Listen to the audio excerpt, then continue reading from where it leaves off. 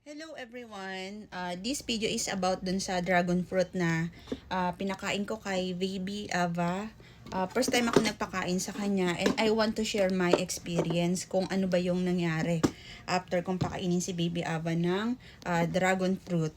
I want to spread awareness na lang din para sa mga mommy na first time lang din magpapakain ng dragon fruit sa mga baby nila. Especially yung mga mag-i-start na mag-solid food and mag-BLW. Kasi alam naman natin yung dragon fruit ay napaka-sustansya at napakadami makukuha ni baby na nutrients sa dragon fruit.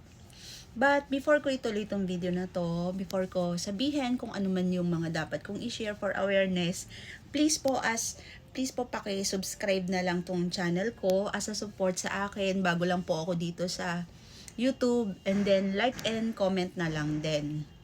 So, ayun na nga, after kong pakainin si Ava ng dragon fruit, actually gustong gusto niya talaga, favorite niya na talaga na prutas ang dragon fruit. Yun nga lang, nagulat ako nung nagwiwi siya. Una nung nagwiwi siya, pinkish. And then, after that, siguro nung bandang hapon, nag-poop siya. So, ang kulay talaga ng stool niya ay color red, as in hindi pink, red. So, ako nagulat talaga ako, bakit ganun ang kulay ng stool ni baby. Dahil sa nataranta ko, ang ginawa ko, tumawag ako sa pedya namin para i-consult kung bakit poop si baby ng color red. And then nasabi ko rin sa kanya nung umaga nga is nagwiwi siya, medyo pink. Ang unang tinanong sa akin is kung kumusta si Aba, nagsusuka ba, nagtatai ba, which is hindi naman. So, ang nangyari sa kanya, nung nag-poop siya nung hapon, ay color red. Nun pala, ang dragon fruit pala, yung pigmented pala yung color niya, which is, pag napas yun sa digestive system, harmless naman siya.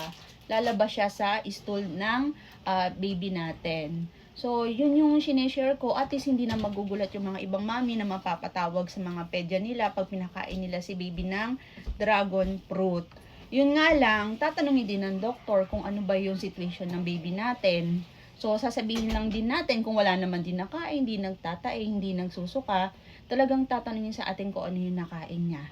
So, since ako, nagulat ako, natakot ako, I want to spread awareness na lang din sa mga mami na pag kumain si baby natin ng dragon fruit, expect natin ang magiging urine niya, wiwi niya ay color pink, light pink, at ang magiging pupo niya, stool niya ay red. So, yun na lang po. I hope meron po kayong natutunan. Sana subscribe po natin tong channel na to kasi as a new mom po, sana support natin.